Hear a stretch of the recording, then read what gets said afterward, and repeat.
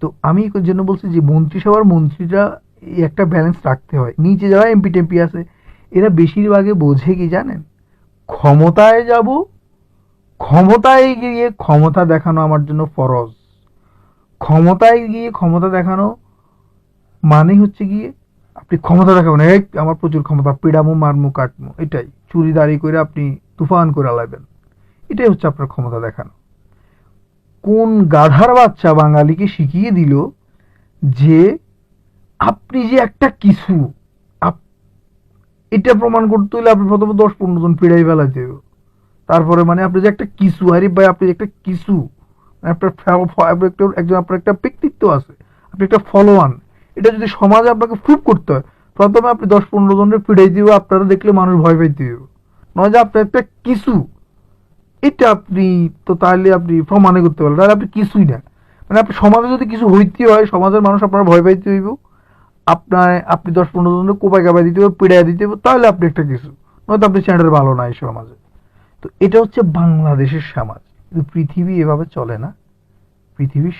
পৃথিবীর মানুষগুলো অনেক সভ্য, তারা যে যত পর উপকারী হবে ততই মনে করে এই ব্যক্তিত্বটা সবচেয়ে, মানে আপনি যদি নিজের ব্যক্তিত্ব, যে আপনি ইউরোপে যান, আমেরিকার কান্ট্রিগুলোতে যান, গালফের কান্ট্রিগুলোতে যান, আপনি যদি নিজের ব্যক্তিত্ব আমি যে একটা কিছু এটা যদি প্রমাণ করতে চান, তাহলে আপনি প্রচুর পর উপকার, মানুষের সেবা, জনসেবা করে তারপরে সেটা অর্জন করতে হয়। কিন্তু আমাদের বাংলাদেশে যদি আপনি একটা কিছু, আপনি একটা সেন্টার বাল, এটা যদি আপনি প্রমাণ করতে হয়, তাহলে আপনাকে কি করতে হবে, আপনি আপনার নিজের একজনের ব্যক্তিত্ব দিয়ে 10 জনের ব্যক্তিত্বকে চেপে ধরতে হবে, আপনি ঠাসায় মানুষ কয়েকটার পিড়াই দিতে হবে। যেমন আমি নিজেও ছিলাম এই ধরনের একটা মূর্খ, কিন্তু এই দেশে আসার পর আমার চোখ খুলে গেছে।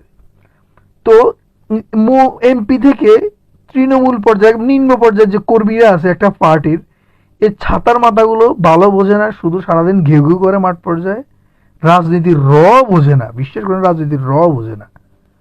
তো যারা বলছেন ভাইয়া, খোঁচা তো একটু লাগবেই, কারণ দেশটারে আওয়ামী লীগ এবং বিএনপি নামক দুইটা জঙ্গি সংগঠন খেয়ে দিয়েছেন, ধর্ষণ প্রতিদিন করছেন আপনারা দেশটাকে, আওয়ামী লীগ এবং বিএনপি।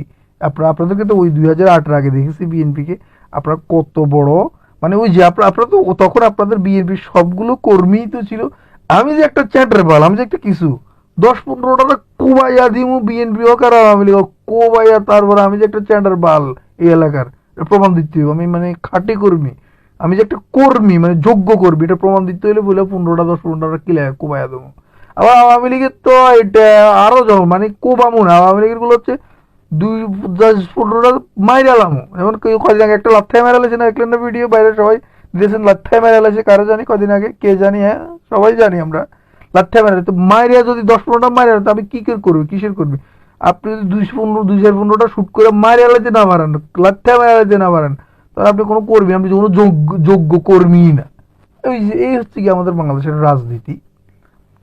কেজরিওয়াল ক্ষমতায় আসুক, গরিবের ছোট মুখে ছোট কথা, ঠেঙিয়ে পগার পার করে দেবে। হ্যাঁ, ওই যে অনুব্রত মন্ডল বলে না, ঠেঙিয়ে পগার পার করে দেবে, বুঝেছেন? জনগণ ধরে এই যে চুরি দুর্নীতি, জনগণ বুঝে ফেলবে যে রাজনীতি কাকে বলে, তখন ধরে ধরে এমপি মন্ত্রী আর আপনাদের তৃণমূল পর্যায়ের কর্মীদেরকে কাউকে গরু পেটান পিটিয়ে দেবে, কাউকে ছাগল পেটান পিটিয়ে দেবে।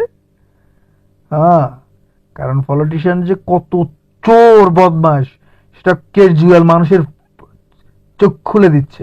কেজরিওয়ালকে ভালোবাসবো, কেজরিওয়ালকে পুরো বাংলাদেশে পরিচয় করিয়ে দেব।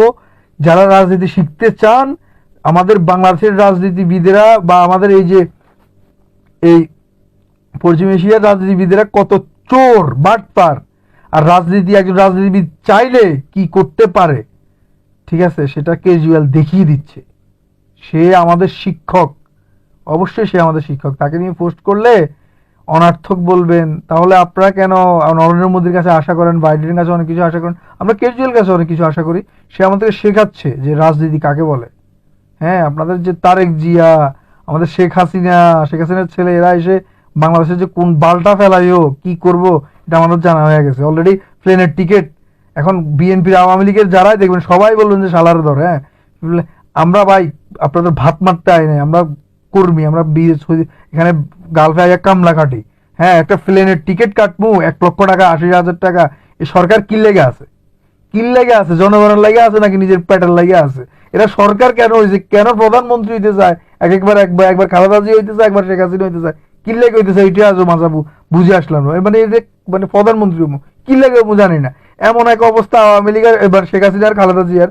আমার দুলা ভাই ছোটবেলায় সাইকেল আনতো আমাদের বাড়িতে, তো আমরা চালাতে পারতাম না, কিন্তু লইয়া দৌড় দিতাম, এটারে হাত দিয়ে আবার ঠেলা শুরু করতাম, এদিক ওদিক লইয়া যেতাম। শেখ হাসিনা আর খালেদা জিয়ার একই অবস্থা, সাইকেল দেখছে, চালাতে পারে না, কিন্তু দৌড় মাইরা লইয়া একটা পিছন ধরে একটা হ্যান্ডেল ধরে রাখছে, একটা সাইকেলের কেরিয়াল ধরে ঠেলতেছে, চালাতে জানে না। কিন্তু হ্যাঁ, কেউ কেউ চালায় না, একজন হয়তো ধরে এই মুহূর্তে সাইকেলটা আমি একটু চালাই, এ রে পিডম তো রে পিডম, তো ওইটা ভালোটা, ওটা তো ভালো চালাতে জানে। এটা বলে যে তেরে পাগলগুলো, আমি ও সাইডে দাঁড়ায় রয়েছে, চালাতে জানে। আর এগুলা চালাতে জানে না, অনেক আগ্রহ চালানো, মানে চালাতে জানে না, ঠেলতে আছে, তারপরও চালাতে সাইকেলটা লয়া। এই হচ্ছে শেখ হাসিনার খালেদা জির অবস্থা।